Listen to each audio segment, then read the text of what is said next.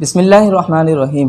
اگر آپ نے یہ نظریہ سمجھ لیا تو یقین کیجئے آپ کی پریشانی کوئی پریشانی نہیں رہے گی، کوئی ٹینشن نہیں رہے گی۔ آپ کو بیماری لاحق ہے یا آپ بیمار ہو چکے ہیں، آپ اس نظریے پر عمل کیجئے، اس تھیوری کو اپنائیے،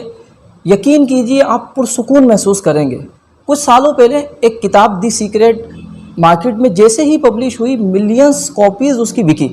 اور کئی زبانوں کے اندر اس کا ترجمہ ہوا۔ اس کی تھیوری یہ تھی کہ آپ کسی بھی چیز کے بارے میں سوچتے ہیں یا اس چیز کو کرنا چاہتے ہیں، آپ مسلسل اس کے بارے میں سوچتے رہیے۔ آپ کی توجہ اس کام کی جانب جس قدر زیادہ ہوگی، اتنا زیادہ کام وہ آپ کے قریب ہوتا جائے گا۔ یہ نظریہ، یہ تھیوری دی سیکریٹ کی ہمارے پاس 1400 سال پہلے سے موجود ہے۔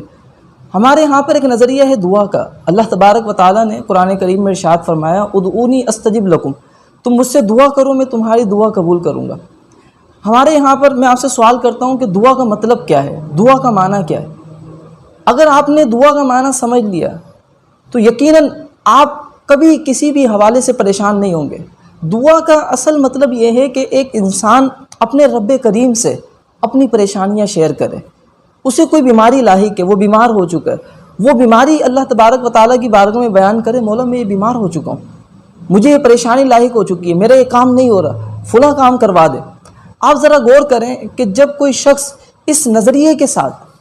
اس تھیوری کے ساتھ اللہ تبارک و تعالیٰ سے دعا کرے گا کہ میرا رب میری بات سن رہا ہے، اور پھر آپ دعا کرنے سے پہلے کچھ مقدمات اور کچھ جملے اپنے ذہن کے اندر راسخ کر لیجئے، ذہن نشین کر لیجئے۔ وہ جملے کیا ہیں؟ مثال کے طور پہ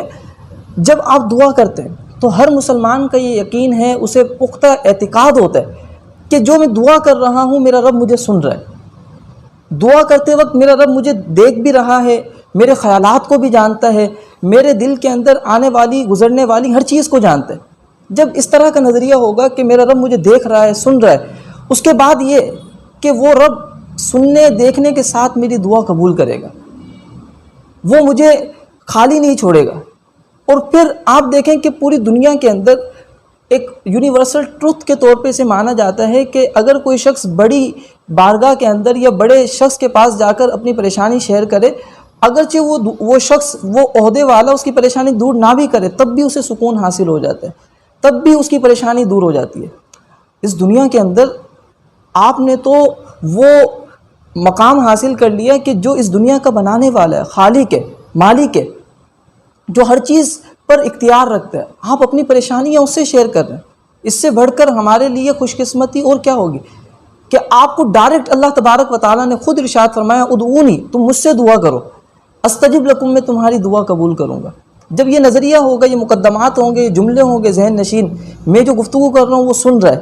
میری گفتگو کے وقت وہ مجھے دیکھ رہا ہے اور وہ میری باتوں کو قبول کرے گا، تو یقین کیجئے دعا کرنے کے بعد آپ کی پریشانی دور ہو جائے گی۔ مثال کے طور پہ دعا کے اندر 3 انداز ہوتے ہیں، یا تو آپ نے جو دعا کی وہ ہو بہو وہی قبول ہو جائے گی، یا حدیث کے اندر ہے، نبی اکرم صلی اللہ علیہ وسلم نے فرمایا کہ اگر وہ دعا قبول نہ ہو تو اس کے بدلے اللہ تبارک و تعالیٰ اس کی پریشانی کو دور کر دیتا ہے۔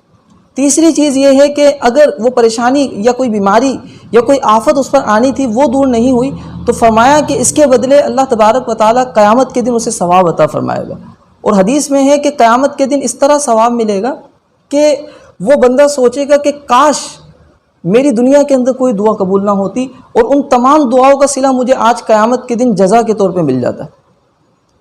تو یہ دعا ایک بہترین چیز ہے۔ آپ خود غور کریں کہ جب آپ کے ذہن میں یہ ہوگا کہ میں نے اپنا مسئلہ، اپنی پریشانی، اپنی بیماری